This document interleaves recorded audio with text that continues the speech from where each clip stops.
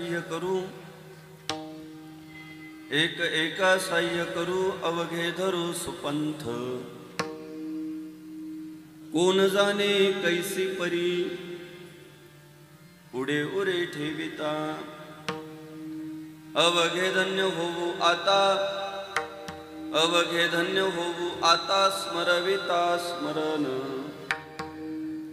कोण जाणे कैसी परी पुढे उरे ठेविता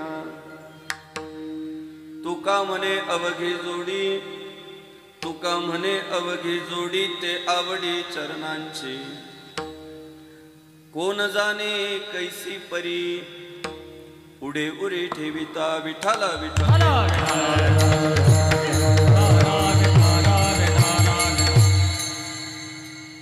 महायोग पीठे तटे भीमरथ्या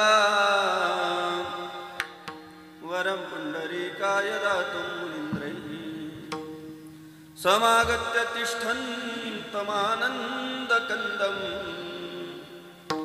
परब्रह्मलिङ्गं भजे पाण्डुरङ्ग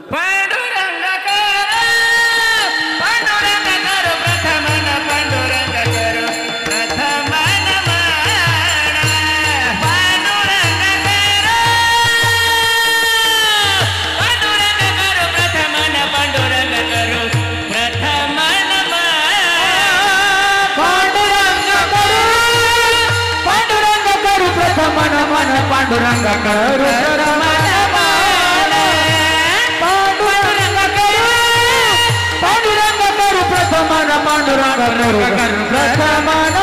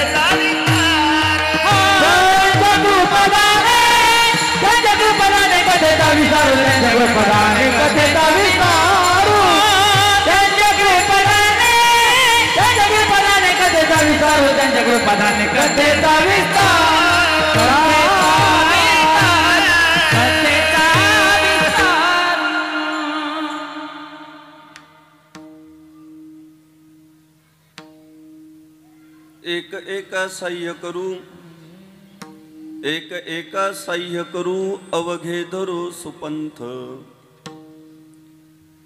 कोण जाणे कैसी परी पुढे उरे ठेविता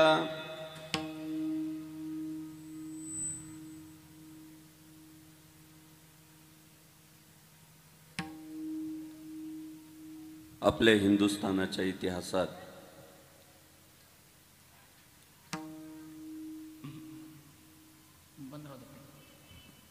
एक व्यक्ती रस्त्याच्या कडेला बसली होती आणि चपला शिवत होती हो. आता चपला शिवणं तसं हलक्या दर्जाचं काम. भरती काय 2024 मधली चप्पल नव्हती लाडकी. दारातून निघतीन गाडीत बसती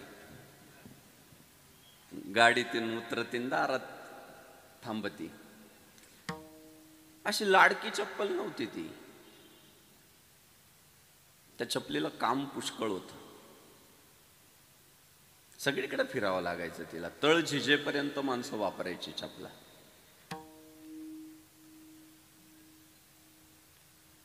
मी का हलक्या दर्जाचं काम म्हटलो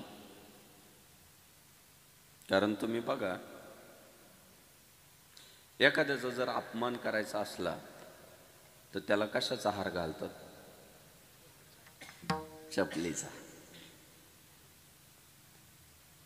सगळ्या जर ब्रँडेड चपला असल्या तर ज्याला घातलाय तो श्रीमंत होईल. म्हणून अजूनपर्यंत एखाद्या कीर्तनकाराने फोन करून नाही सांगितलं बुवा काय रोजच 150 रुपयाचा फुलाचा हार आणतात. चपला जुन्या झाला तेवढा एखाद्या चपलाचा सांगा, नाही म्हणणार. मी ग्रामीण भागामध्ये पाहिलं, निळोबा महाराज नवरा जर दारू पिऊन आला ना तर बायको त्याला काठीने मारू शकते, पण काठीने नाही मारित, ती चपलीने मारित. ग्रामीण भागामध्ये, अत्यंत ग्रामीण. काय कारण राहतं चपलीने मार? काय लय लागते का चप्पल? काठी जास्त लागेल ना जोरात, मग चपलीने का मारते? त्याच्या मागचं कारण असं आहे, काठीचे वार शरीरावर होतील, वळ मिटून जातील, विसर पडेल. पण चपलीचे वार शरीरावर नाही, मनावर होतात. आणि दुसऱ्या दिवशी एक लाज पडती, अरे काल आपल्याला चपलीने मारलंय, आज पिऊ पण थोडी कमी पिऊ. पिऊ मात्र बरं का.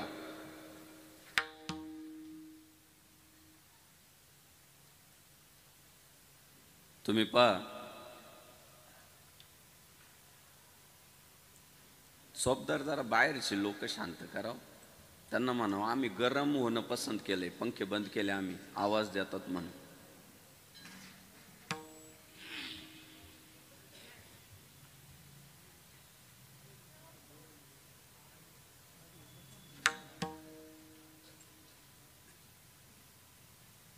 सगळ्या वस्तूंना मंदिरात प्रवेश आहे, सगळ्या.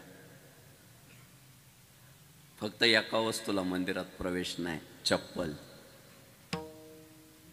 मंदिराचं कामच चालू आहे बरं का, अजून पूर्ण झालेलं नाही. पण एखादं आलं जे कधी गावात राहिलंच नाही, शहरातच राहिलं, आणि म्हटला वुडलँडचा बूट आहे माझा, 8,000चा आहे, देवळात घालून जाऊ द्या. हानतील वारकरी. 8,000चा नाही, 8 लाखाचा असेल ते खेटर बाहेर काढ, देवळात नाही घालून जाणार. ही त्या वस्तूची लायकी आहे. ती दारात, चप्पल दारात.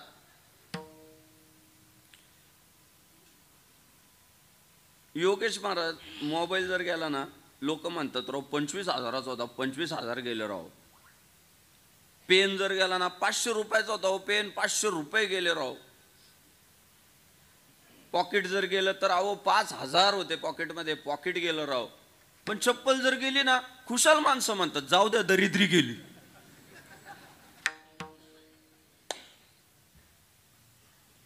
म्हणजे गेल्यावर सुद्धा तिला किंमत नाही.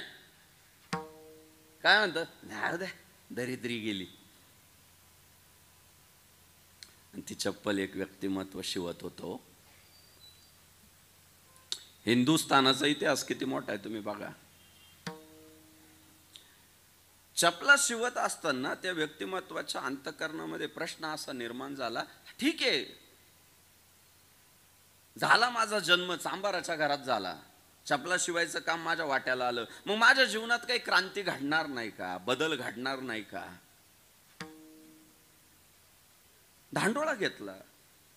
मार्गदाऊनी गेले आधी दयानिधी संत ते, तेनेची पंथे चालो जाता न पडे गुंता कोठे काही. अरे साधू संत मायबापांनी या हिंदुस्थानाच्या मातीत वहिवाट निर्माण करून ठेवलेली आहे. त्या वाटेने मी जर गेलो तर माझ्या आयुष्यात पण क्रांती घडेल. काय नाही महाराज, सोडलं नाही काम, कामामध्ये काम, काही म्हणा राम राम. काय नाही हो, येणाऱ्या जाणाऱ्या ग्राहकांना राम राम म्हणायला सुरुवात केली आणि रात्रंदिवस भजनात भगवंताचं चिंतन करायला सुरुवात केली. बदलला हो काळ. एक दिवस कामाचा व्याप इतका होता आणि उद्योगधंदा करणाऱ्या लोकांना माझं बोलणं कळलं. प्रत्येक गिऱ्हाईक घाईवर राहतं. आता आपल्या गावात तो कटिंग करणारा कार्यकर्ता आहे, केस कापणारा, त्याला 15 हात आहे गाव. पण प्रत्येकाने जायचं, दारात उभं राहायचं, किती वेळ लागल, किती नंबर आहे. गिऱ्हाईक घाईवर आहे महाराज. प्रत्येक आज लोकांना फास्ट पाहिजे सर्व्हिस, आणि प्रत्येकाला क्वालिटी पण पाहिजे. कापायला बसल्यावर त्याला म्हणणार नीट काप. कुणी पण विचारलं पाहिजे कुठं कापले. तशी घाईवर होती लोक. ए लवकर दे, गडबड आहे, कार्यक्रमाला जायचंय. जी सरकार चाललंय काम, पटकन पॉलिश कर. 2 दिवस झाले चपला सोडून गेलोय. चाललंय रामकृष्ण हरी भजन चाललंय. मायबाप त्या भजनाचा परिणाम असा झाला, अहो जगाच्या बापानं वैकुंठ सोडलं आणि त्या व्यक्तिमत्वाच्या शेजारी येऊन बसलो. म्हटले महाराज काही काळजी करू नका, मी तुम्हाला चपला शिवू लागतो. आज नारदाच्या गादीवर ना आम्हाला म्हणावं लागतंय, चर्म रंगू लागे रोहिदासा संगे कबीराच्या मागे. तेले वेणे कबीराच्या मागे. हो शेले विणे कबीराच्या मागे. शेले विणे कबीराच्या मागे. चर्म रंगू लागे रोहिदासा संगे कबीराच्या मागे. तेले वेणे कबीराच्या मागे. चर्म रंगू लागे रोहिदासा संगे कबीराच्या मागे. शेले विणे हो कबीराच्या मागे. कबीराच्या मागे. संग्राम बापू भांडारे नाही म्हणत, जगद्गुरूंनी सांगून ठेवलं. काय इतिहास काय. चर्म रंगू लागे रोहिदासा संगे आणि कबीराच्या मागे शेले विने. अहो त्या सामान्य परिवारात जन्माला आलेल्या रोहिदास नावाच्या व्यक्तिमत्वाला जगाचा बाप चपला शिवू लागला आणि बदलला काळ महाराज. रोहिदास रोहिदास राहिला नाही तर संत शिरोमणी रोहिदास महाराज झाले. आणि हा हिंदुस्थानाचा इतिहास आहे. तर मी म्हणालो ना, जेव्हा चपला शिवणं थोडं हलक्या दर्जाचं काम आहे, काहींचे चेहरे बदलले होते. सुरुवातीलाच भांडणं लावितो का काय बाबा, ते माझ्या कीर्तनाचं वैशिष्ट्यच आहे महाराज, संपेपर्यंत कळत नाही. आणि त्याच्यामुळं घाई गडबड करायचीच नाही मला ऐकताना. मला बोलू द्या, माझं पूर्ण होऊ द्या आणि मग माझ्या बाबतीत तर्क लावा. काय होतं माहितीये का, अति घाई संकटात नाही. मी म्हणालो ना, चपला शिवणं हलक्या दर्जाचं काम आहे. जगातली सगळ्यात खालच्या दर्जाची वस्तू चप्पल आहे म्हणालो ना. मी म्हणालो ना, चपलीला मंदिरात प्रवेश नाहीये. नाहीये ताई, काल नव्हता, आज नाहीये आणि उद्या पण नसणार आहे. चपलीला काल मंदिरात प्रवेश नव्हता, आज नाहीये, उद्या नसणार आहे. पण चपला शिवणाऱ्याचं मंदिर झालं. हा हिंदुस्थानाचा इतिहास. काय माती आहे राव, काय इथली विचारसरणी आहे राव. अहो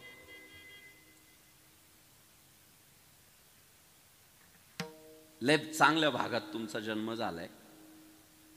खेडगाव म्हणजे द्राक्षाचे बागच दिसतात.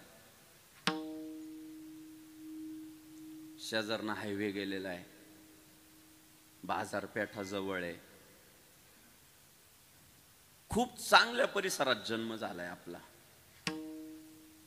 पण सांगू तुम्हाला, या भारताच्या मातीत आहे ना, खडकाळ जमिनीवर जरी एखाद्याचा जन्म झाला ना, त्याने अभिमानच बाळगला पाहिजे. जाऊ द्या, भारतात झाला हे लय महत्वाचं आहे. भरतखंडीय नरदेह प्राप्ती, हे तो परम भाग्याची संपत्ती. हे तो परम भाग्याची संपत्ती.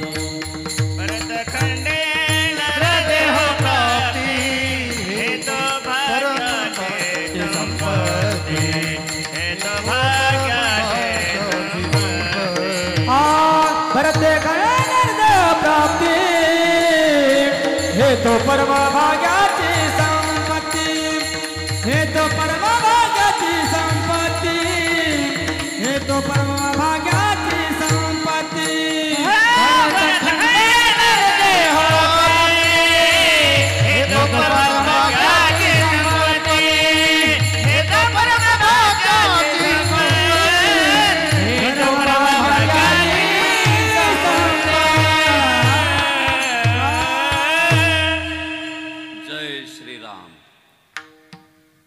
भरतखंडे नरदेह प्राप्ती येतो परम भाग्याची संपत्ती. अहो खडकाळ जमिनीवर जरी जन्म झाला ना भारताच्या मातीत, त्याला अभिमानच वाटला पाहिजे की राव देवानं खडकाळ जमिनीत जन्माला. हा खेडगाव मध्ये झाला, दुधात साखर,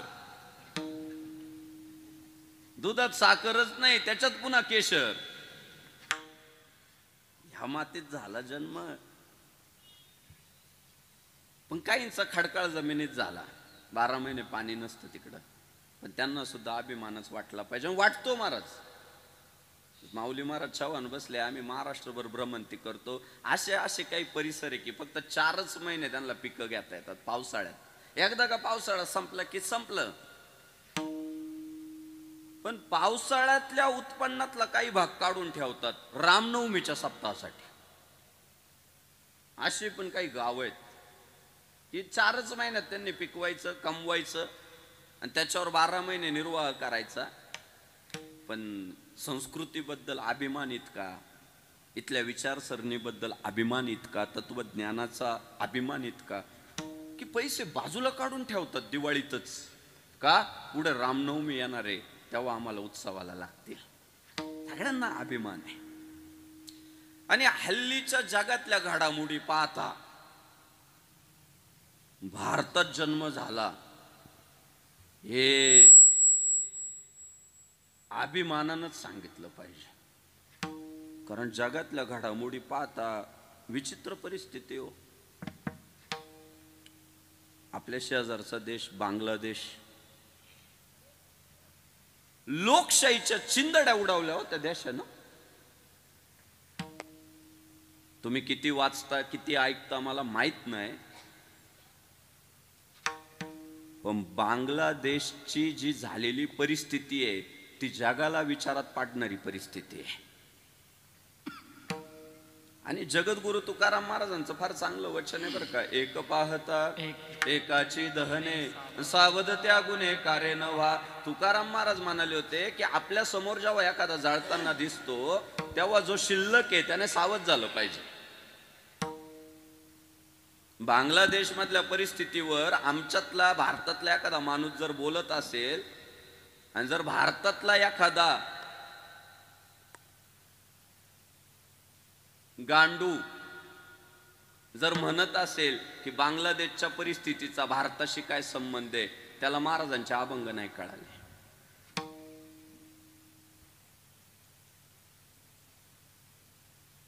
अरे ती परिस्थिती पाहून इथला माणूस शिकला पाहिजे, सावध झाला पाहिजे. शेजाऱ्याचं रान जेव्हा पेटायला लागतं तेव्हा अलीकडच्याने म्हणायचं का मा पेटल्यावर बघू, त्याचं पेटून राहिलं मा काय संबंध आहे त्याच्यावर. अरे याचं काम आहे लगेच बांधाच्या कडेने पाणी ओतणं, बांधाच्या कडेचं सगळं पाचट आहे ते बाजूला करणं. पाचट बरोबर का काम आहे ना त्याचं. तो जर म्हटला तिकडचं शेजाऱ्याचं जळतंय मा काय संबंध आहे, अरे त्याचे परिणाम तुझ्या शेतात येणार आहे. ते बांगलादेशची परिस्थिती इतकी भयावह आहे की आज जर त्यातून माणूस शिकला नाही. ती शेख हसीना जी आहे ना ती त्या देशाची पंतप्रधान आहे. ती फक्त पंतप्रधान नाही, तिचा जो बाप आहे तो बांगलादेश मुक्ती संग्रामातला मुख्य व्यक्ती आहे. त्याने बांगलादेश स्वतंत्र केलाय. त्याची ती मुलगी आहे आणि ती प्रचंड बहुमतानं 6 महिन्यापूर्वी तिनं बांगलादेशमध्ये तिचं सरकार उभं केलंय. लोकशाहीचा आदर करणारी ती बाई आहे. आणि तिच्या विरोधात त्या देशातली काही जमात आंदोलन करतीये आणि लोकशाहीच्या चिंधाड्या कशा उडाल्या बघा. तिथल्या सैन्यानं सरकारच्या पाठीशी खंबीरपणे उभं राहिलं पाहिजे ना.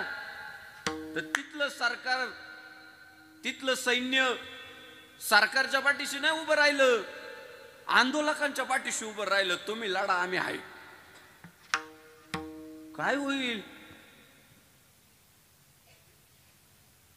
काय होईल जेव्हा सैन्य प्रशासन सरकारची साथ न देता आंदोलकांच्या मागे जर उभं राहिलं तर काय होईल? लोकशाहीचं अराजक माजलं तिथं. लोक मॉल फोडायला लागली, दुकानं लुबाडायला लागली, मंदिरं जाळायला लागली, बळी तो कानपिडी झाला. ज्याच्यात बळ आहे तो दुर्बळाला खाऊन टाकायला लागला. माझ्या मोबाईल मध्ये काही व्हिडिओ आले, एका एका पुरीवर 30-30 लोकांनी बलात्कार करावे. माझ्या मायबापांनो, दारूचे खंबे स्त्रियांच्या योनी मार्गामध्ये ढकलले गेले आणि त्याचे व्हिडिओ काढून प्रसारित केले गेले. याच्यापेक्षा खालच्या पातळीला काय जायला पाहिजे समाज? आणि तिथली पंतप्रधान असलेली जी शेख हसीना आहे, तिच्या लक्षात आलं की आता मी बांगलादेशमध्ये सुरक्षित नाहीये.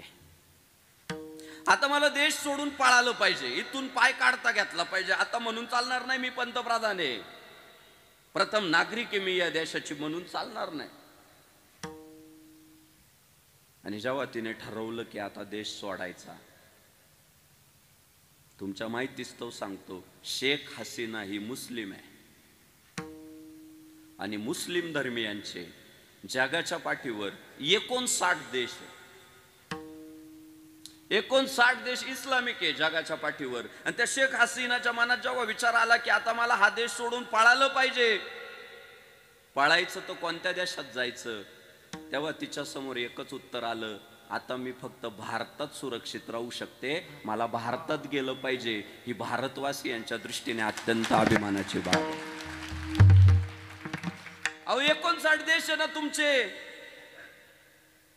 कोणत्याही देशात जाऊ शकत होती ना ती, पण का तिला असं वाटलं की मी भारतातच गेलं पाहिजे? तिला माहिती आहे तिथली लोकशाही जिवंत आहे, तिथली संविधानाचा आदर करणारी माणसं जिवंत आहे. आणि तिला गॅरंटी आहे की एकमेव असा देश आहे ज्या देशातली लोक काही जरी झालं तरी बाईच्या अंगाला हात नाही घालणार.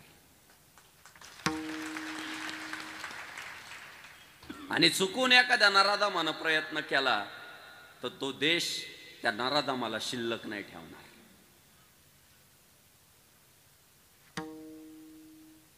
मला काल परवा एकानं विचारलं फोन करून,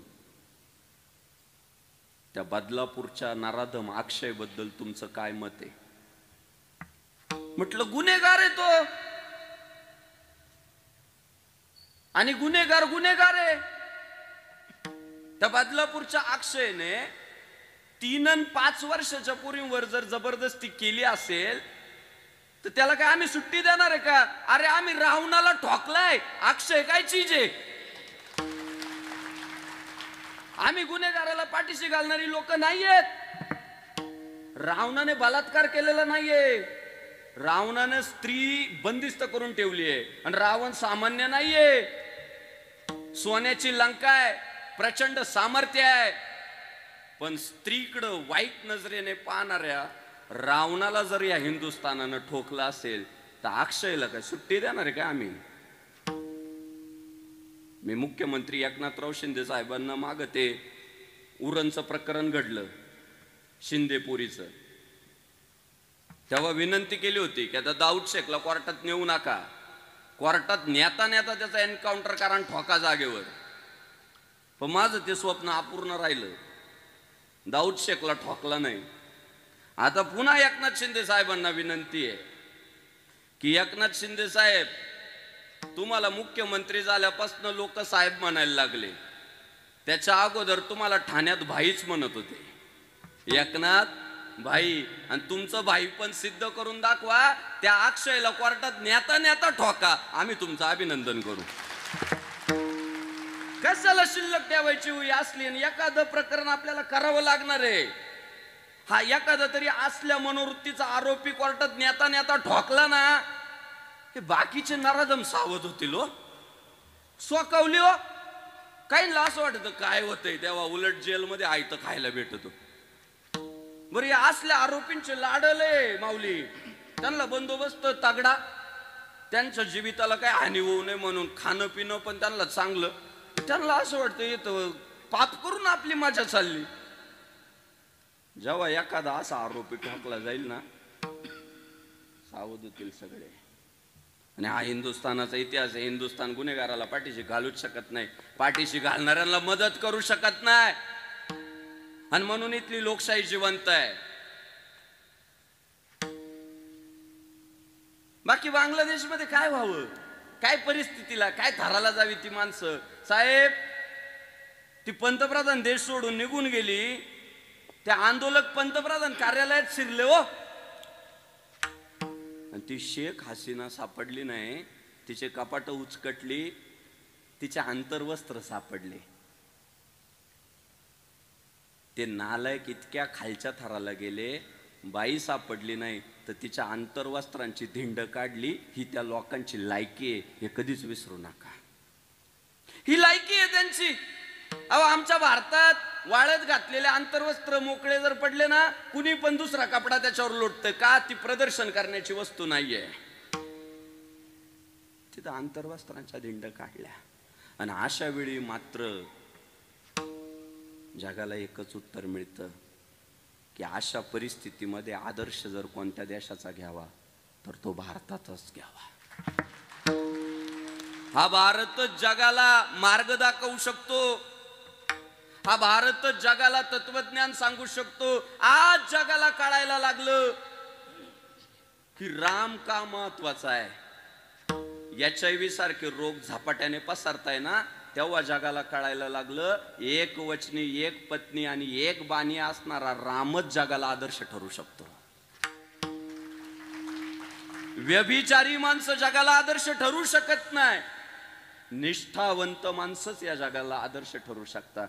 या जग मान्य करायला लागलं. आणि कोणत्या देशाचा आहे राम महाराज? राम भारताचा आहे.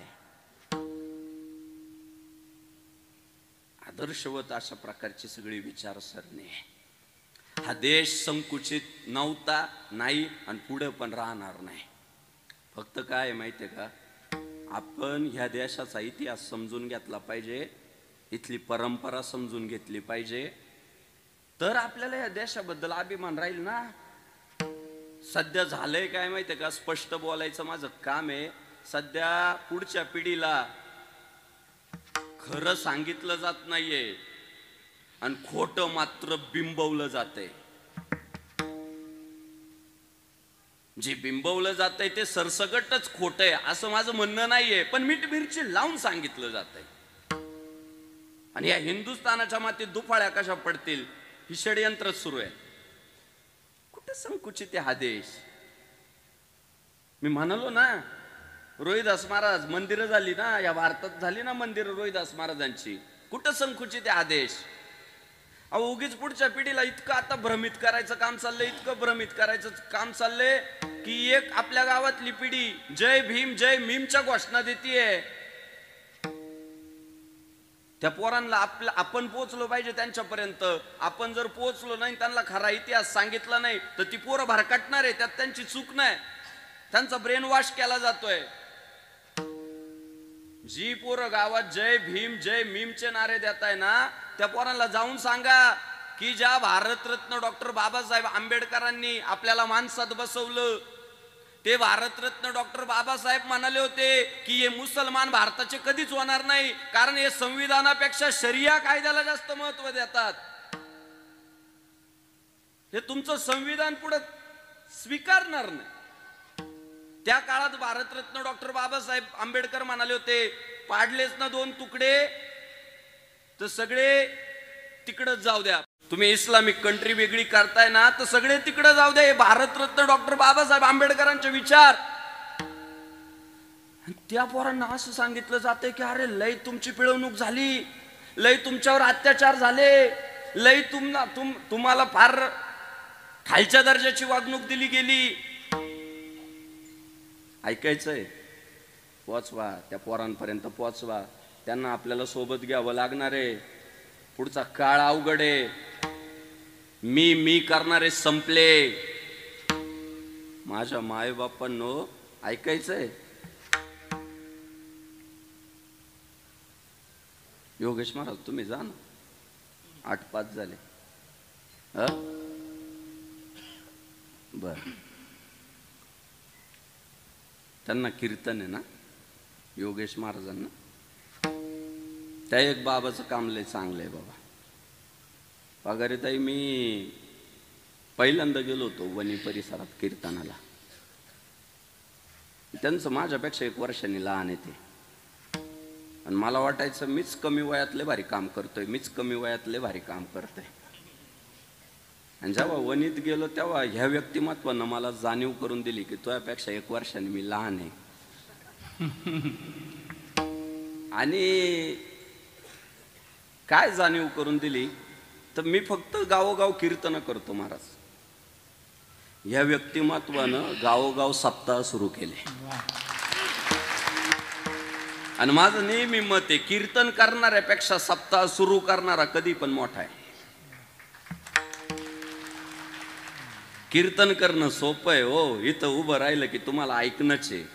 पण सप्ताह करणाऱ्याला काय काय आव्हानांना सामोरे जावं लागतं ते वर्गणी गोळा करणाऱ्यांना विचारा. किती तोंड द्यावं लागतं 8 दिवस, किती सहन करावं लागतं. ते काम मोठं आहे ना, ज्याच्यात त्रास जास्त ते काम मोठं. ते योगेश महाराज काम करत आहे. संस्कृती मोठी आहे. तर पंढरपुरामध्ये ना, हे मी तुम्हाला कशासाठी सांगतोय की तुम्हाला पोचायचंय त्या आपल्या पोरांपर्यंत. त्यांचं प्रबोधन करा. त्यांचं माइंड डायव्हर्ट केलं जातंय. आपण जर त्यांच्यापर्यंत पोहोचलो नाही ना, ते उद्या दंड थोपटणार आहे. पंढरपुरामध्ये ना एक पोरग मेन चौकात उभं राहिलं पंढरपुराच्या, महाराचं पोरग. आणि दौंडी वाजवून सगळ्यांना सांगितलं की आता इकडं तिकडं भरकटू नका, वारकरी संप्रदायात या आणि शुद्ध होऊन जा. आम्हाला सांगावं लागतंय. खटनट यावे, शुद्ध होऊन जावे, दौंडी पेटी पावे. सोखा मेरा दौंडी पेटी भावे. दौंडी पेटी भावे. सोखा मेरा दौंडी पेटी भावे. खटनट यावे, शुद्ध होऊन जावे, दौंडी पेटी भावे. सोखा मेरा दौंडी पेटी भावे. सोखा मेरा दौंडी पेटी भावे. दौंडी पेटी भावे.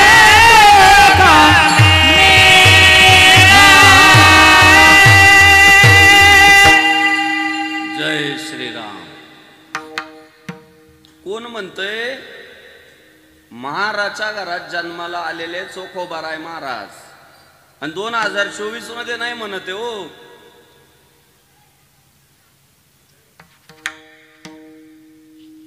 सातशे वर्षापूर्वी ते पोरग चौकात उभं राहिले.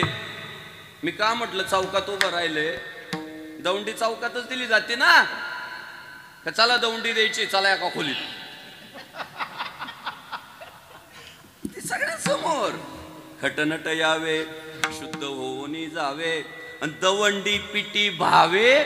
चोखा मेळा. चोखोबाराय महाराज म्हटले अरे आता सगळे या वारकरी संप्रदायात या आणि शुद्ध होऊन जा. त्यांची मंडळी म्हणतीये अवघा रंग एक झाला, रंगी रंगला श्रीरंग.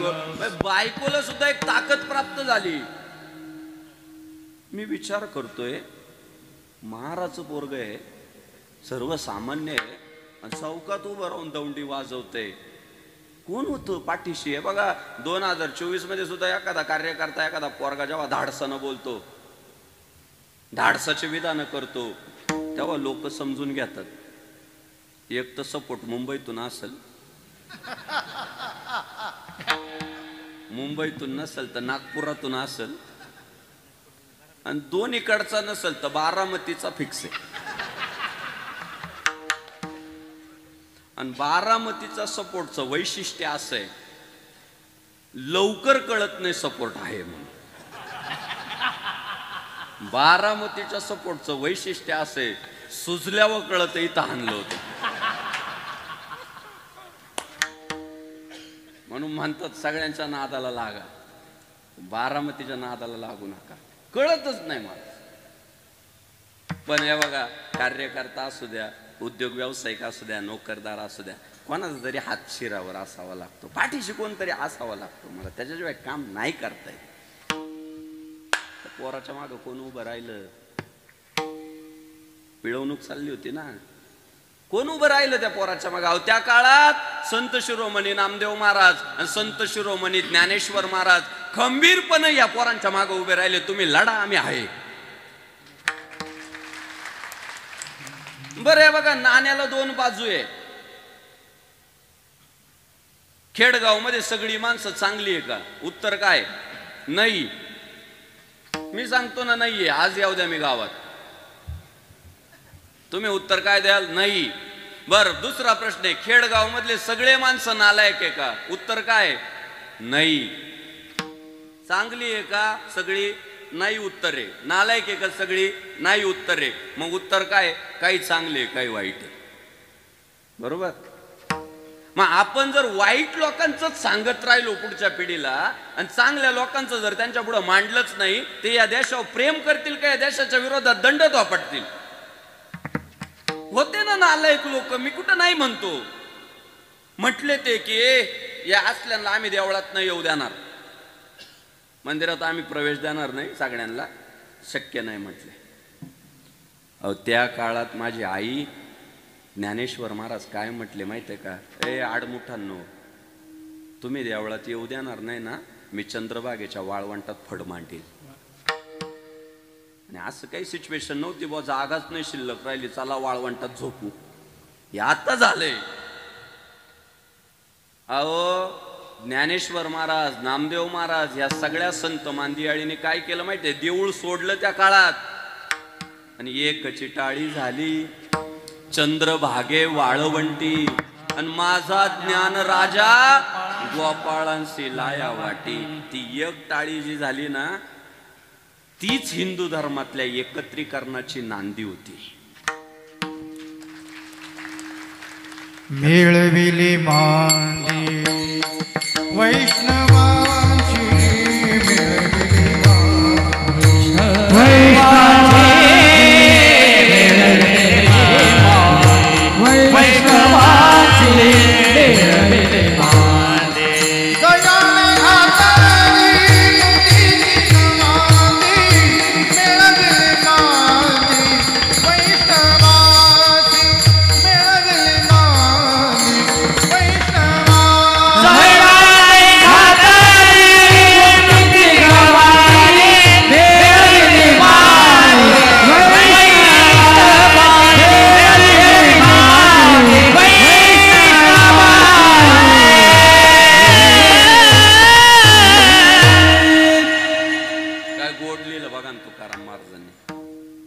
जयाने घातली मुक्तीची गवांदी, आणि मेळविली मांदी वैष्णवांची. भगवान श्री ज्ञानेश्वर महाराजांनी विष्णूला मानणाऱ्या भक्तांची मांदियाळी एकत्रित केली. जर ते तसं वागले नसते आणि ते म्हणाले असते की आपण फक्त ब्राह्मणांचं काम करू बा, तर तुकाराम महाराजांना लिहावं लागलं असतं ना, जयाने घातली मुक्तीची गवांदी, मेळविले मांदी ब्राह्मणांची. अहो, ते सुतार समाजाचे बोजलिंग काका यांना खायला भेटायचं नाही, कोण वाळीत टाकले होते ते दिवसभर काबाड कष्ट करायचे आणि रात्री शेंगदाणे घेऊन यायचे माऊलीला या भावंडांना. म्हणून आजही भगवान श्री ज्ञानेश्वर महाराजांच्या मंदिरामध्ये संध्याकाळचा जो नैवेद्य आहे तो भाजलेल्या शेंगदाण्यांचा आहे. तुम्ही कधी जर आला आरतीच्या वेळी तर ते शेंगदाणे वाटतात बघा, त्याच्या मागे ते कारण आहे, त्याला इतिहास आहे की या पोरांना काय पुरणपोळ्या खायला नाही भेटल्या, त्या बोजलिंग काका शेंगदाणे आणून द्यायचे आणि पोरं जिवंत राहायची, म्हणून आजही तो नैवेद्य दाखवला जातो. मग कदाचित ज्ञानेश्वर महाराज म्हटले असते बाबा माय समाजाने मला वाईट टाकलं, मी आता सुतारांचंच काम करणार, म्हणावं लागलं असतं. जयाने घातली मुक्तीची गवांदी, मिळविली मांदी सुतारांची. नाही ना, त्यांनी जातीला महत्व न देता धर्माला महत्व दिलं. आणि जे माझ्या हिंदू धर्मातल्या विष्णूची भक्ती करतील त्या सगळ्यांना मी एकत्र करीन. ज्ञानेश्वर महाराज, नामदेव महाराजांनी न पायाती कुळाचा विचार भक्त करुणा करा ज्ञानामय. न पायाती कुळाचा विचार भक्त करुणा करा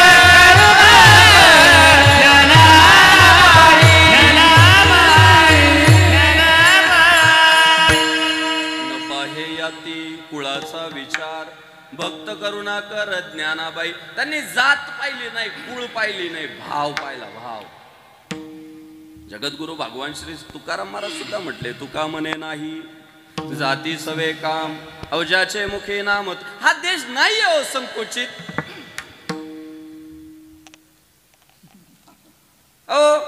इथली विचारसरणीच नाही संकुचित. अहो त्या साईबाबांनी हयात असतानाच कपाळाला टिळा लावला आणि घराला द्वारकामाई नाव दिलं. आज देशातलं 2 नंबरचं श्रीमंत देवस्थान शिर्डी आहे, हिंदूंनी केलेलं श्रीमंत देवस्थान आहे. कुठं संकुचित आहे इथला हिंदू? कबीर मोमीन लतीफ मुसलमान सेना नावी जाण विष्णू. अहो जे जे विष्णूचे दात झाले त्यांना स्वीकारलं. यातायाती धर्म नाही विष्णुदास निर्णया वेदशास्त्री निर्णया वेदशास्त्री. यातायाती धर्म नाही विष्णुदास निर्णय वेदशास्त्रे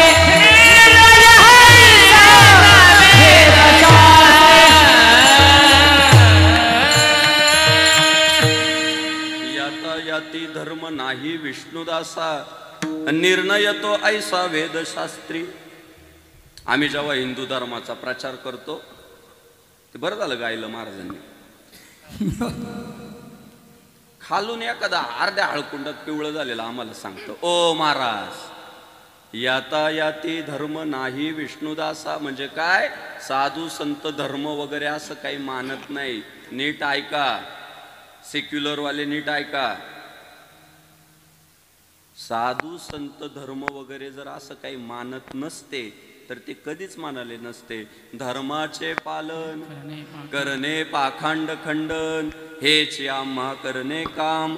बीज वाढवावे नाम धर्म रक्षावयासाठी करणे आटी आम्हाशी.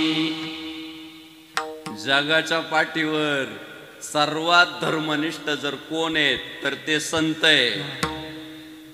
सर्वात धर्मनिष्ठ संत आहे हे भारताच्या मातीनं काल पण सिद्ध केलेलं आहे तुकाराम महाराजांच्या रूपानं, आणि 2024 मध्ये पण सिद्ध केलेलं आहे रामगिरी महाराजांच्या रूपानं. जगाच्या पाठीवरले सर्वात मोठे धर्मनिष्ठ जर कोण आहे तर ते संतच आहे. मग यातायाती धर्म नाही विष्णुदासा निर्णय तो ऐसा वेदशास्त्री. या प्रमाणाचा अर्थ काय? त्या प्रमाणाचा साधा सरळ अर्थ असा आहे, जाती जातीमध्ये भेद करणं हा विष्णुदासाचा धर्म नाही.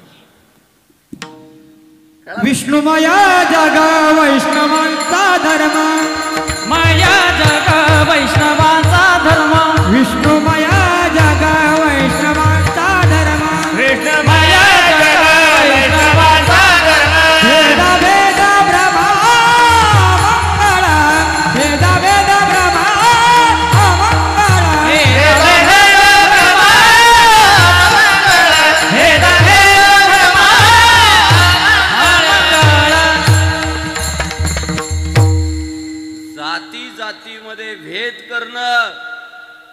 विष्णुदासाचा धर्म नाही. त्याने सगळ्या जातींना धर्माच्या चाकोरीत बांधलं पाहिजे. मग वैष्णवाचा खरा धर्म काय? विष्णुमय जग वैष्णवांचा धर्म. आणि भेदाभेद भ्रम अमंगळ. जे म्हणतात ना की या देशाला आम्ही मातृभूमी मानणार नाही, या देशात राहून आम्ही वंदे मातरम म्हणणार नाही, या देशात राहून आम्ही संविधान मानणार नाही, त्या सगळ्यांना विष्णूचे भक्त होण्यासाठी प्रवृत्त करणं हा विष्णुदासाचा धर्म आहे. त्याचा धर्म काय? विष्णुमय जग वैष्णवांचा धर्म. सगळ्यांना चांगले विचार देणं हा विष्णुदासाचा धर्म आहे. आणि मग तरी जर काही नाही सुधारलेच तर मग पुढं त्याला एक धर्म सांगितलेला आहे. काय? भले तरी देऊ कासेची लंगोटी, नाठाळाच्या माथी हानू काठी. चांगलं समजावून सांगून कळालं जर नाही तर मग भवानी मातेचा लेख तो महाराष्ट्राचा राजा आहे. चुकला नाही कुणासमोर, दुर्जनांचा तो काळ आहे. कुणी चुकत असेल तर त्याला सत्याची वाट दाखवा. आणि तरी जर कोण नडत असेल तर मग शिवरायांच्या मावळ्यांची जात दाखवा. हा इथला धर्म. कठीण वज्रास भेदू आईसे, कठीण वज्रास भेदू आईसे, कठीण वज्रास भेदू आईसे, कठीण वज्रास भेदू मऊ में न होनी आम्ही विष्णुदास, मऊ में न होनी आम्ही विष्णुदास, कठीण वज्रास भेदू आईसे, कठीण वज्रास भेदू आईसे, मऊ में न होनी आम्ही विष्णुदास, मऊ में न होनी आम्ही विष्णुदास, कठीण वज्रास भेदू आईसे, कठीण वज्रास भेदू आईसे.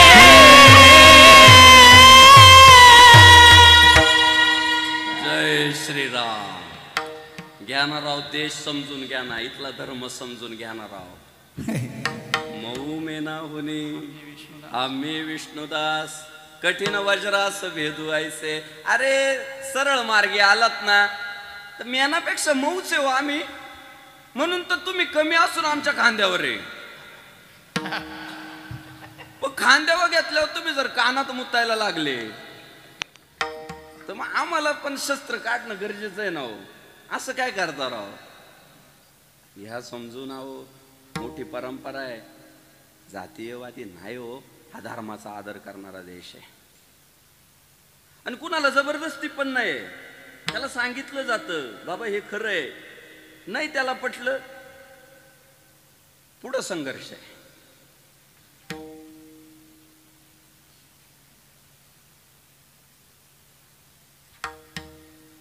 ज्याने ज्याने इथल्या धर्माचा आदर केला, इथल्या संस्कृतीचा आदर केला, इथल्या परंपरेचा आदर केला, त्याला डोक्यावर घेतलेलं आहे.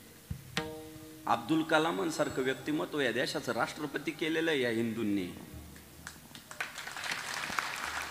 ओ तुम्हाला आता मागची वर्ल्ड कपची मॅच आठवते का? पोरांना आठवत असेल. ऑस्ट्रेलिया विरुद्ध भारत खेळाला. ऑस्ट्रेलिया विरुद्ध भारत मॅच खेळाला साहेब. जीव तोडून खेळला. आणि देशाचे पंतप्रधान नरेंद्रभाई मोदी ती मॅच पाहायला हजर होते. हरला भारत मॅच. भारत मॅच हरला. आणि हरल्यानंतर खेळाडूंचं मनोबल वाढवण्यासाठी देशाचा पंतप्रधान नाराज होऊन निघून नाही गेला, तर त्या खेळाडूंना भेटायला गेले नरेंद्र मोदी. आणि सगळ्या पोरांच्या हातात हात देत होते. चला, चालत राहतं, चालत राहतं, चालत राहतं. तुम्ही अभ्यास करा,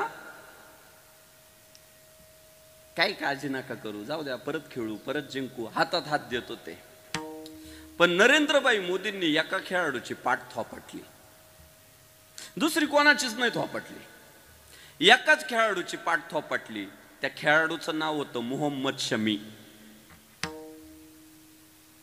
मुस्लिम आहे ना. त्याच्या पाठीवर हात ठेवून मोदी साहेब म्हटले, हा पोरगा लय भारी खेळाला राव. का राजकारण नव्हतं येत काय डोळ्यात, डोक्यात येत नव्हतं का याची पाठ थोपटल्यावर चर्चा काय होईल, याचं कौतुक केल्यावर चर्चा काय होईल. दिव्यत्वाची जेथे प्रचिती तेथे कर माझे जुळती. अरे जिथं दिव्यत्व आहे, जिथं मोठेपण आहे, त्याचं कौतुक केलंच पाहिजे. आता ते मतदान करतीच नाही, त्यात आता काय करायचं. आता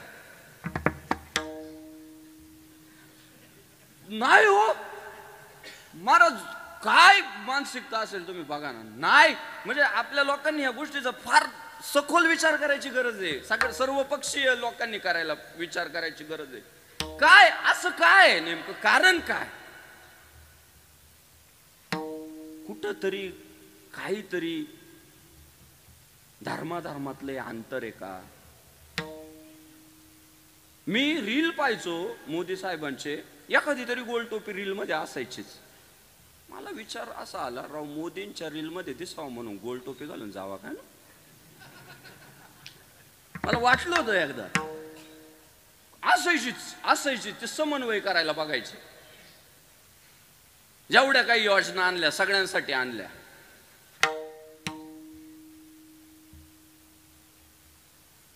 दुबईतून माणसं आणले, पण मतदान नाही केलं.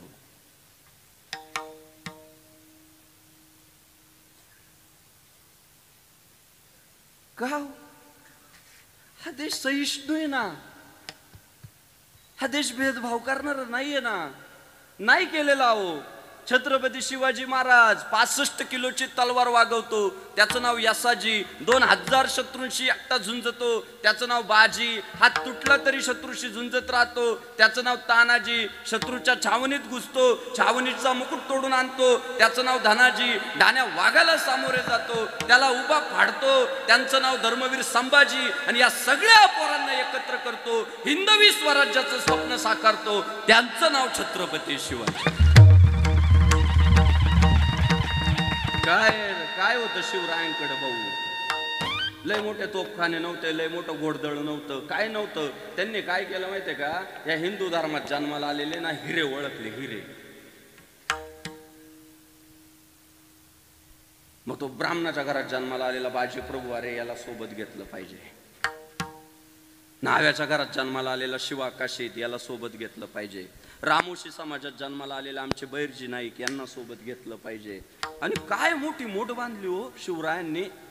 तेव्हा भगवा फडकला महाराष्ट्रात. आणि आज षडयंत्र अशी सुरू आहे की या हिंदू एकत्र नाही आले पाहिजे, बाकी काही हो. यांच्यापासून दलित बाजूला गेले पाहिजे, यांच्यापासून जैन बाजूला गेले पाहिजे, यांच्यापासून तुकडे पडले पाहिजे यांच्यात. सध्या एक महाराष्ट्रात ट्रेंड सुरू आहे ब्राह्मणांना शिव्या घालायच्या. देश मागं जाईल माझ्या मायबापांनो. ही मानसिकता जर वाढली ना, मान्य आहे आनाजी पंतासारखा ब्राह्मण ह्या देशात जन्माला आला, कृष्णाजी भास्कर कुलकर्ण्यासारखा शिवरायांवर वार करणारा ब्राह्मण ह्या भारतात जन्माला आला.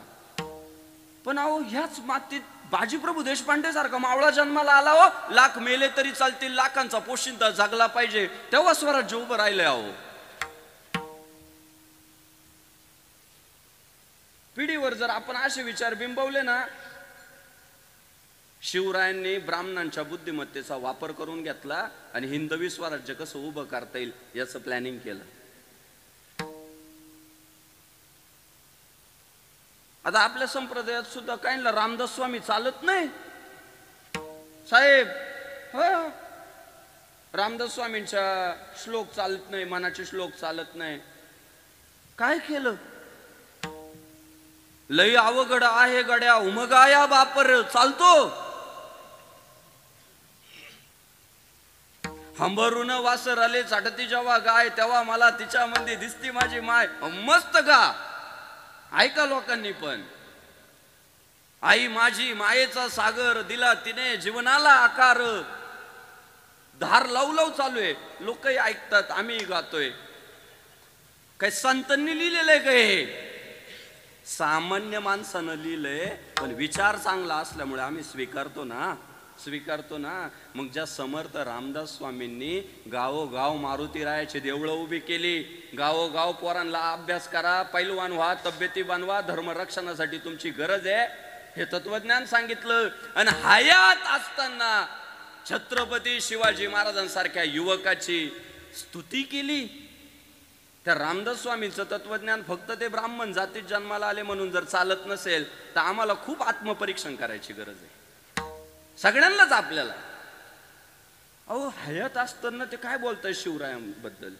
या भूमंडळाचे ठाई धर्मरक्षी ऐसा नाही, आणि महाराष्ट्र धर्म राहिला काही तुम्हा कारणे. अहो एका ब्राह्मणानं एका मराठ्याची केलेली ही स्तुती आहे आणि ती ग्रंथात अमर झाली डायरेक्ट. आमचं तर अमर होणार नाही तरी आपण म्हणतो ए बाबा त्याचं कौतुक नाही करणार का? त्याचं कौतुक केलं तर ते निवडून येईल. आपल्याकडं पॉलिसी कशी आहे माहिती आहे का? जिवंत असताना विरोध करायचा आणि मेल्यावर त्याचा पुतळा बसून टाकायचा आणि त्याचा उलट फायदा घ्यायचा. आपल्याकडे जिवंतपणे कौतुक नाही करायचे, मेल्यावर करायचं आणि मग त्याचं परत आउटपुट घ्यायचं. त्या काळात मोकळ्या मनानं कौतुक करून टाकलं शिवरायांचं. त्यांना कळत नव्हतं का माय भक्त त्याचे फॅन होतील? नाही, असं संकुचितपणा नाही ठेवला त्यांनी. निश्चयाचा महामेरू, बहुत जनांसी आधारू, अखंड स्थितीचा निर्धारू, श्रीमंत योगी. ब्राह्मणाच्या घरात चांगली पोरं जन्माला आली. अहो मांगाच्या घरात ते लवजी वाजतात साळवे. अरे एवढं काम आहे भाऊ. ते इंग्रजांच्या विरोधात लढत असताना हे साळवे. आणि मी तुम्हाला माझ्या भावांनो नीट ऐका, ही जी पोरं आहे ना, ही जी आज आपल्याला छोट्या छोट्या वस्त्यांमध्ये दिसत आहे, ही पोरं जर धर्मात सामावून घेतली आणि यांना जर चांगलं मार्गदर्शन भेटलं ना, काय ताकद राव हिंदू धर्माकडे, कोणाला वाईट नजर करून पाहिजे. आज आज आपल्या घरांमध्ये पोरं बुद्धिमान लई आहे, पण 2 हात करायची वेळ आली ना, युटर्न आहे डायरेक्ट. युटर्न आहे. पण आजही काही वस्त्यांमध्ये अशी पोरं आहे, अशी दिसतात महाराज, की त्यांच्याकडे पाहिलं तरी शत्रू चड्डीत मुतल. अशी काही पोरं आहे हो, पण ती दुरावली जात आहेत. आपण पोचत नाही त्यांच्यापर्यंत. ते राघोबा दादा साळवे, लवजी वस्तादांचे वडील, असे इंग्रज कापत सुटले, सपासप सपासप सपासप कापत सुटले. त्या इंग्रजांच्या असे डोक्यात गेले, ते म्हटले याला संपवायचा राव. आणि ठेचून ठेचून मारलो राघोबा दादा साळव्यांना. आणि हे पाहत आहे लवजी वस्तात सगळं, ते पाहत आहे, लहान होते तेव्हा, आणि त्यांनी पाहिलं राव की काय क्रूर आहे ही लोक, किती क्रूर आहे. आपल्याकडे म्हणतात ना मेल्यावर वैर संपत, बरोबर आहे ना? अहो नाही ना संपू दिले इंग्रजांनी. ते पडले, त्यांचे वडील लवजी वस्तादांचे वडील धारातीर्थी पडले. पडल्यावर सुद्धा त्यांनी ठेचून ठेचून प्रेताची विटंबना केली, आणि ती लवजी वस्ताद साळव्यांनी डोळ्यांनी पाहिली. आणि त्या दिवशी शपथ घेतली की ह्या इंग्रजांना पळवून लावण्यासाठी मी माझा स्वतःचा संसार थाटणार नाही, पण या भारतातल्या तरुणांना इंग्रजांविरुद्ध लढण्यासाठी मजबूत बनवायचं काम करील. आणि पुण्यामध्ये त्या लवजी वस्ताद साळव्यांनी तालीम सुरू केली हो. इतिहास साक्ष, महात्मा ज्योतिराव फुले असतील, लोकमान्य टिळक असतील, ही कसरत करण्यासाठी लवजी वस्तादांचं मार्गदर्शन घेत होते. तेव्हा इंग्रजांपासून हा भारत मुक्त झाला.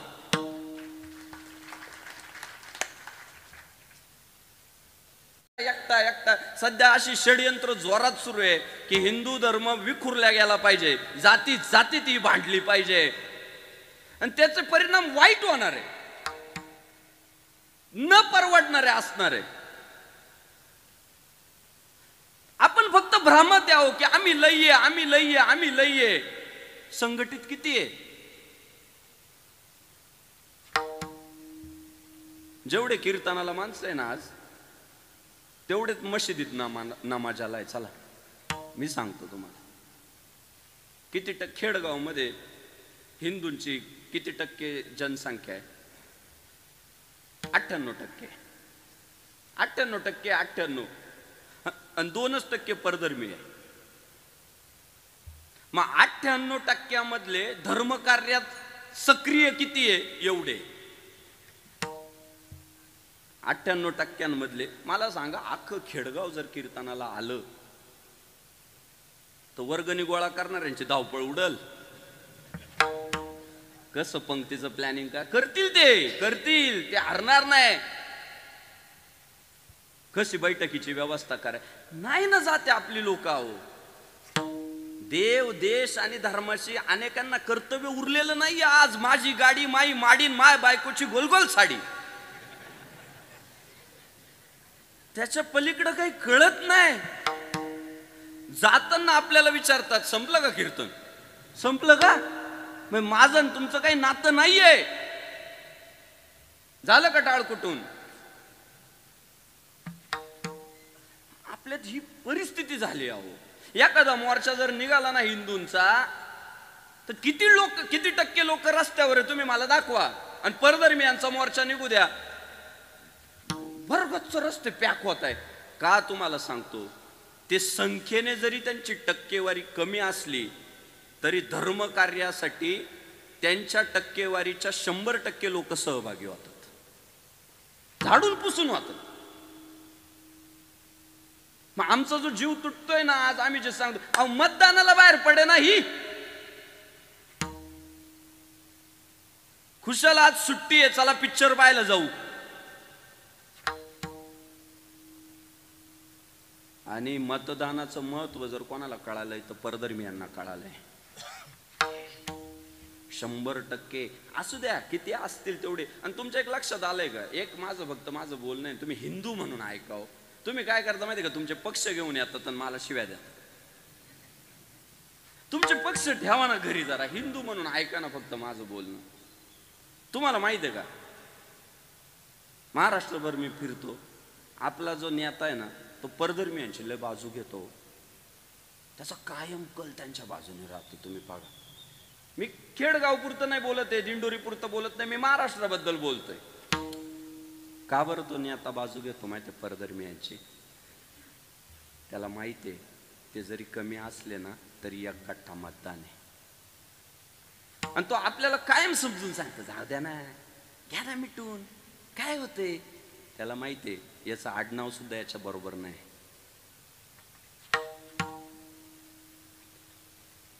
ज्या दिवशी या हिंदुस्थानातलं हिंदूंचं मतदान एकत्रित होईल ना, त्या दिवशी हे हिंदू राष्ट्र झालेलं असेल. माझं वाक्य लक्षात. आणि दादा नाही, उद्या धर्माचे जर 3-13 झालोय तर काय करायचं आपल्या जातीवर? कोण आपल्याला मराठा म्हणून हाक मारल? कोण आपल्याला वंजारी, सुतार, कुंभार, माळी, तेली म्हणून कोण हाक मारलो आपल्याला? अब कंधों से ऊंची छाती नहीं होती और धर्म से बड़ी कोई जाति नहीं होती. दीपक ही नहीं बचा तो बाती का क्या करोगे? हिंदू धर्म ही नहीं बचा तो जाति का क्या करोगे? माय पुढाऱ्यांच्या चरणी पाया पडून विनंती हो, तुम्ही आमदार व्हा, खासदार व्हा, पंतप्रधान व्हा, फक्त धर्माच्या विरोधात बोलू नका. तुम्ही लय मोठे व्हा, मी तुमचे पाय दाबायला थांबवतो. खरंच व्हा, पण धर्माच्या विरोधात नाही बोलायचं. शिकाना राव. अहो, परवा ते आपले सरला बेटाची जवळजवळ 200 वर्षांची परंपरा आहे. गंगागिरी महाराज, नारायणगिरी महाराज, आणि आता त्या गादीचे महंत रामगिरी महाराज आहे. बरोबर आहे का नाही? रामगिरी महाराज. बरं, तुम्हाला आम्हाला सगळ्यांना त्या बेटाचं कार्य माहित आहे, त्या गादीचं कार्य माहित आहे. कोटभर लोक शिष्यच राव त्या गादीचे. रामगिरी महाराजांनी एखादं विधान केलं, त्यांच्या विरोधात परधर्मियांचे मोर्चे निघाले. त्या परधर्मियांमध्ये एखादा तरी मुसलमान म्हटला का मी बीजेपीचा कार्यकर्ता आहे आणि मी रामगिरी महाराजांच्या बाजूने? नाही म्हटलं. नाही बाबा, धर्माचा विषय ते मी काही बोलत नाही, ते मोर्चे चालले, मला गप्प राहू द्या, काही मी बोलणार नाही. बरोबर. एकत्रित झाले ना, सगळे एकत्रित झाले, त्यांनी मोर्चे काढले. पण रामगिरी महाराज कसे चुकीचं आहे हे सिद्ध करण्यासाठी आपले काही हिंदू लय पुढे आले हो.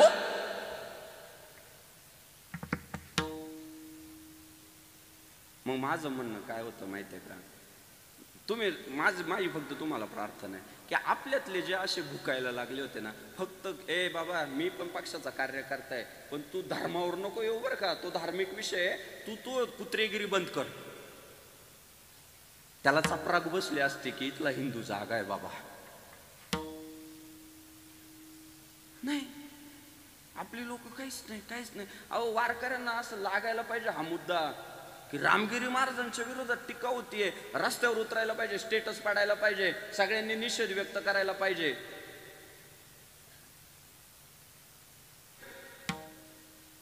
पण आमची गादी आहे ना ती, आमच्या धर्माची अस्मिता आहे ना ती. त्यांच्या पाठीशी खंबीरपणे उभं राहायची नाही ना, प्रवृत्ती नाही ना, मानसिकता नाही, आणि त्याच्यासाठी धर्माभिमान कमी पडला आहे. 400 वर्षापूर्वी जगद्गुरु तुकाराम महाराजांनी तेच सांगितलं की अशी जर धर्मात फूट पडत राहिली, जाती जातीत माणसं विखुरल्या गेली, स्वार्थासाठी जर माणसं फितूर झाली, तर आपला धर्म टिकणं अशक्य आहे. एकट्याचा नोहे खेळ म्हणून मेळ मिळविला, म्हणून आता एकमेकांचे पाय ओढायचं बंद करू आणि एकमेकांना सहकार्य करून हा धर्म टिकवू. पहिलं एक एक साय कर, एक एक साय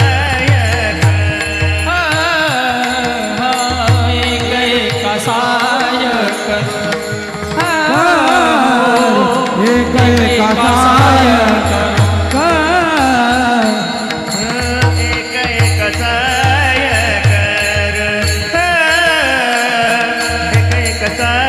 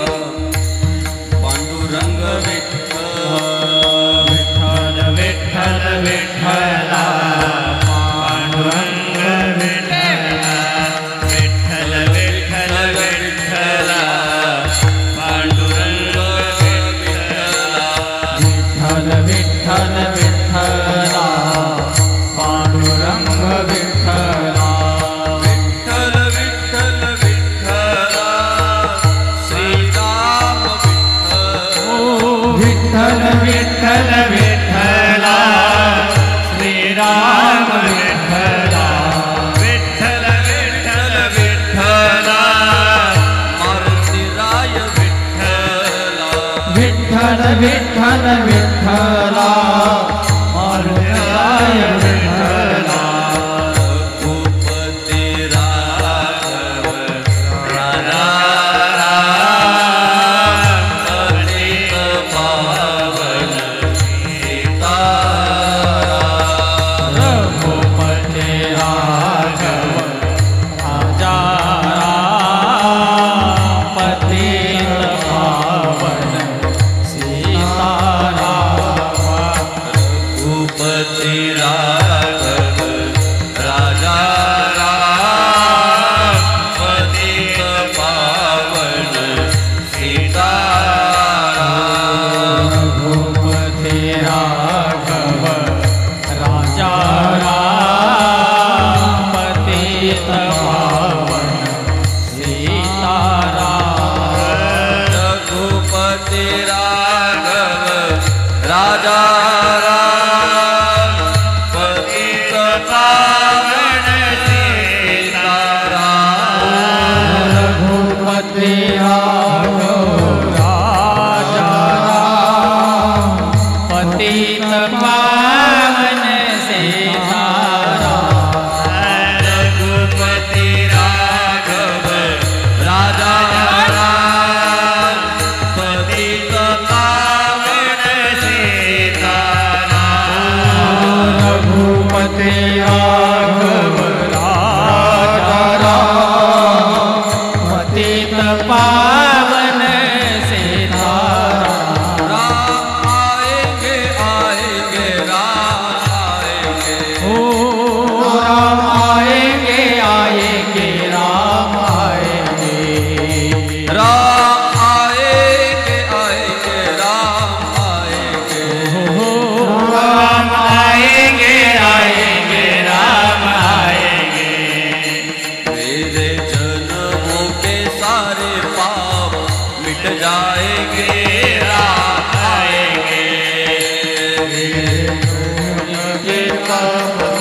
धुल जाएंगे राम आएंगे राम आएंगे तो अंगना सजाऊंगी ओ राम आएंगे तो अंगना सजाओगे दीप जला के दिवाली मैं बनाऊंगी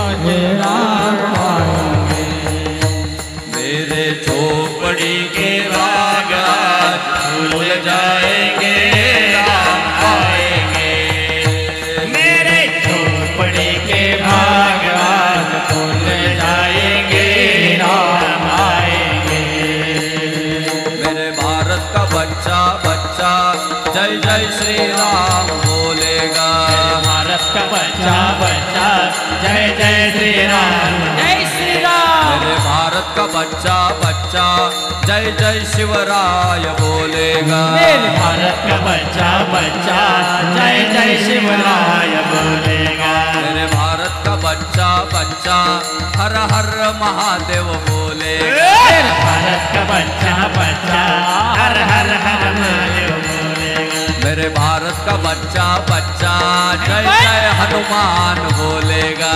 भारत का बच्चा बच्चा जय जय हनुमान बोलेगा हरे राम राम राम हरे हरे हरे कृष्ण कृष्ण कृष्ण हरे हरे राम राम राम हरे हरे हरे कृष्णा कृष्णा कृष्णा राजा राम राम राम सीता राम राम राम सीता राम राम राम सीता राम राम राजा राम राम राम सीता राम राम राम राम राम सीता राम राम राजा राम राम राम सीता राम राम राम सीता राम राम राम सीता राम राम राजा राम राम राम सीता राम राम राम सीता राम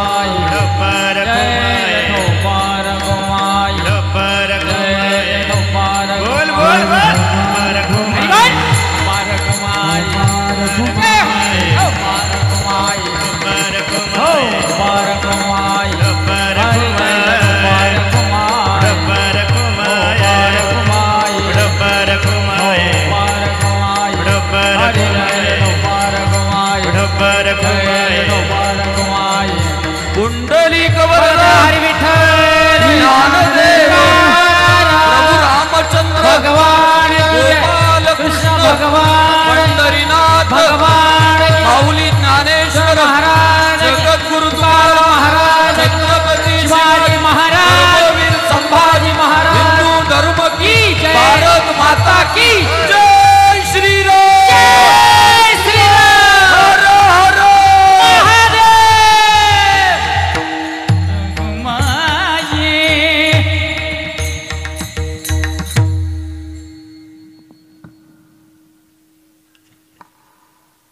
वैकुंठवासी गुरुवर्य परमपूज्य ब्रह्ममूर्ती दामोदर महाराज, वैकुंठवासी हरिभक्तीपरायण नाना महाराज वडनेरे, वैकुंठवासी हरिभक्तीपरायण भाऊराव महाराज, वैकुंठवासी हरिभक्तीपरायण बन्सी महाराज यांच्या कृपाशीर्वादानं व हरिभक्तीपरायण रमाकांत महाराज डोखळे, हरिभक्तीपरायण अशोक महाराज वैद्य, हरिभक्तीपरायण तानाजी महाराज मौले यांच्या मार्गदर्शनानं संपन्न होत असलेला हा अखंड हरिनाम सप्ताहाच्या निमित्तानं ज्यांची श्रीरामकथा इथे संपन्न होतीये असे हरिभक्तीपरायण रामायणाचार्य रमाकांत महाराज डोखळे याच गावचे भूमिपुत्र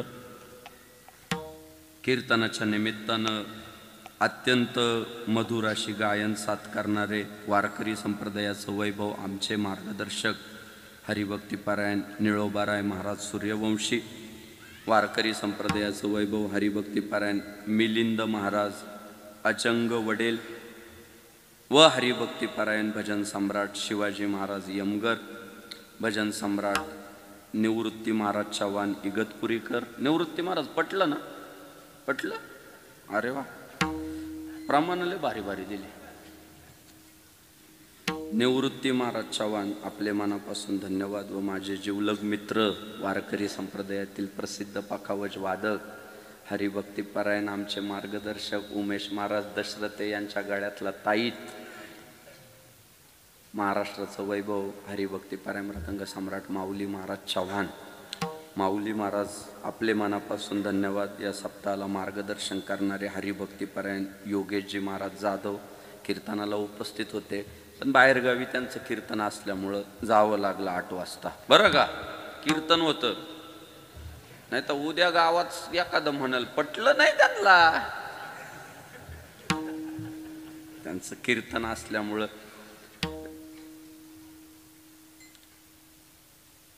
असल्यामुळं योगेश महाराज जावं लागलं. वारकरी संप्रदायामध्ये महिला शक्तीचं प्रतिनिधित्व करत हिंदू धर्माचं तत्त्वज्ञान घराघरात पोहोचवण्यासाठी कार्यरत असणाऱ्या आमच्या पागारे देवी, त्यांचे मनापासून धन्यवाद. त्यांचे सगळे सहकारी बापूसाहेब भेरे अकराड्याचे, त्यांचे सगळे सहकारी, सगळे हिंदुत्ववादी संघटनांचे सहकारी, कपाळाला टिळे लावणारे सगळे माझे भावंड, आपले मनापासून धन्यवाद. काय लय काम करावं लागणार आहे आपल्याला, खूप काम करावं लागणार आहे. विनेकरी महाराजांचे धन्यवाद. सगळे टाळकरी मंडळी आपले मनापासून धन्यवाद. भजनी मंडळी आपले मनापासून धन्यवाद. महाराज मंडळी सगळे बरं का. कोण राहिलं का? कोण? आमचे मित्र अक्षय महाराज, शिवचरित्रकार अक्षय महाराज, पहिल्यांदाच भेटतोय आम्ही. अक्षय महाराजांचे मनापासून धन्यवाद. इतर सगळी महाराष्ट्रातील वारकरी संप्रदायात काम करणारी नांदूर मधमेश्वरची आमची श्रीराम साऊंड सिस्टीमचे सुद्धा मनापासून धन्यवाद. बाकी आता सप्ताहाची वर्गणी गोळा करणारे सगळी मान्यवर मंडळी, धावपळ करणारे, आणि मला सांगितलं गेलं, आधीच सांगितलं गेलं, सर्व पक्षीय लोक आमचे धर्मासाठी काम करतात. इथं अजिबात चढा ओढ नाही, धरा ओढ नाही. 35 वर्षापासून एकच माणूस गावचा सरपंच आहे. कुठे आहे सरपंच? सरपंच खूप अभिमान तुमचा सुद्धा. 35 वर्ष झाले या गावानं एकाच व्यक्तिमत्वाला सरपंच म्हणून पुढे आणले. म्हणजे अभिनंदन सरपंचाचं तर करावंच लागल, पण पेरे पाटलाला लोक घरी बसवतात. म्हणजे सरपंच तुमच्यापेक्षा जास्त टाळ्या गावकऱ्यांसाठी वाजवाव्या लागतील, कारण पेरे पाटलांचं काम काय हलकं नाही ना. त्यांच्या पुरीला पराभूत केलं गावानं. एवढं पहाडासारखं काम ज्या व्यक्तिमत्वानं उभं केलं, गाव कशी ग्रामपंचायत चालवावी ज्या पेरे पाटलानं शिकवलं, त्याची पोरगी घरी बसवली. आणि 35 वर्ष एका व्यक्तिमत्वाचं काम बघून एखादं गाव जर त्याच्या मागे खंबीरपणे उभं राहत असेल तर त्या गावकऱ्यांसाठीच टाळ्या झाल्या पाहिजे खूप. आणि हे संतांचे शिकवणे बरं का. म्हणजे दामोदर महाराजांसारखं व्यक्तिमत्व, बन्सी बाबा सुरवाडेंसारखं व्यक्तिमत्व, नाना महाराजांसारखं व्यक्तिमत्व जिथं काम करत होतं त्या कामातून काय निर्माण झालं तर ही एकजूट निर्माण झाली. मी भारावून गेलो ते सगळं चित्र बघून. बरं, आमदार 35 वर्ष टिकवणं सोपं आहे, सरपंच टिकवणं लय अवघड आहे. जितकं गाव लोकसंख्या कमी तितकी निवडणूक अवघड. मग खासदार होणं सोपं, आमदार होणं अवघड. आमदार होणं सोपं, सरपंच होणं अजून अवघड.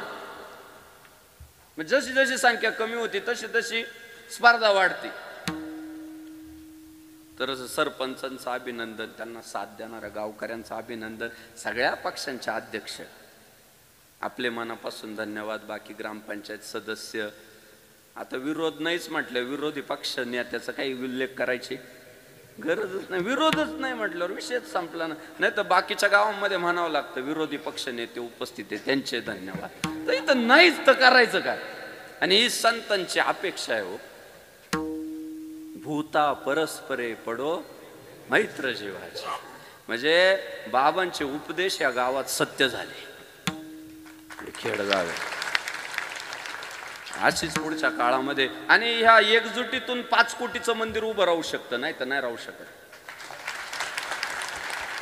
भगवान श्री रामांचं 5 कोटीचं मंदिर आहे आणि सर्व पक्षीय लोक ताकद लावून लढताय. नाही तर राम मंदिराला सर्व पक्षीय मदत नाही करत.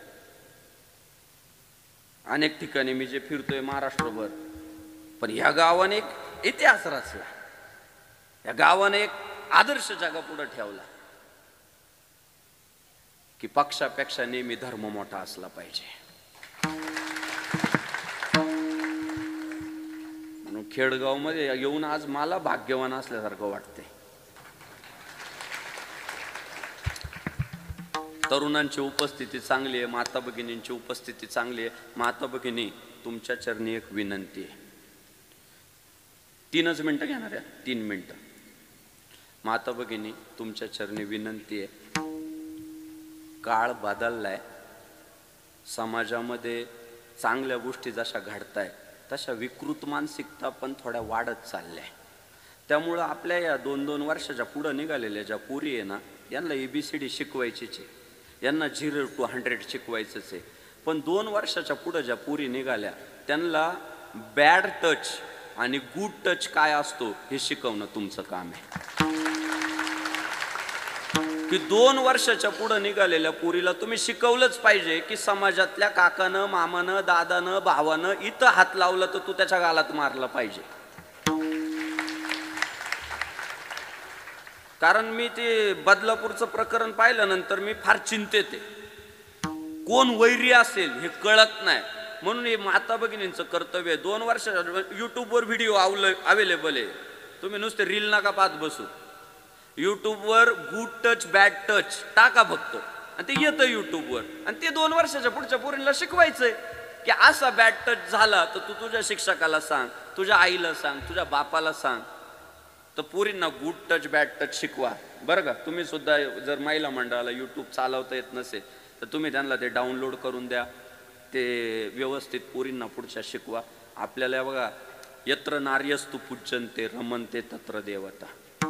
जिथं नारीची पूजा होती तिथंच देवांचा वास होतो. उद्या जर नारीच्या बाबतीत अशा विटंबना सुरू झाल्या तर हा देश जास्त दिवस टिकणार नाही. म्हणून स्त्री सुरक्षित करणं तुमचं आमचं सगळ्यांचं पहिलं कर्तव्य आहे. आणि त्या कामाला हातभार स्त्रियांनी पहिल्यांदा लावला पाहिजे. तुम्ही शिकवा पोरींना. तर ती जाता जाता विनंती झाले. सगळ्यांचे मनापासून धन्यवाद. आमचे काशी माळी मंगल आळंदीमध्ये धर्मशाळा विश्वस्त आहे, तिकडं मोठी धर्मशाळा उभी केली, पण आम्हाला नाही दिली. हा, तर ते मोठं कार्य उभं केलंय सावता महाराजांच्या नावानं. त्यांचे मनापासून धन्यवाद. खूप चांगलं काम तिकडं उभं केलंय. कधी गेला तर आळंदीला तर त्या धर्मशाळेला भेट द्या, आदर्श घ्यावा अशी धर्मशाळा उभी केली. सगळ्या मान्यवरांचे धन्यवाद. गणपती मंडळांचे अध्यक्ष, नवरात्रोत्सव मंडळांचे अध्यक्ष, चुकून आता कोणाचा नामोल्लेख माझ्याकडून राहिला असेल तर आईच्या अंतःकरणानं माफ करा. स्वाबदार महाराजांचे धन्यवाद. जय श्रीराम. ज्ञानेश्वर माऊली ज्ञानराज माऊली ज्ञानेश्वर माऊली ज्ञानराज माऊली विठ्ठल जय जय विठ्ठल जय विठ्ठल हरी जय विठ्ठल जय जय विठ्ठल विठ्ठल जय जय बोलिलेले कुरे वेडेवा कोडे करा क्षमा पराग महाराज तुम्ही सिद्ध नाही उच्चारिला अधिकार म्या करा करा क्षमा पराग महाराज तुम्ही सिद्ध तुका म्हणे ज्ञानेश्वरा राखा पाया पैकी करा क्षमा पराग महाराज तुम्ही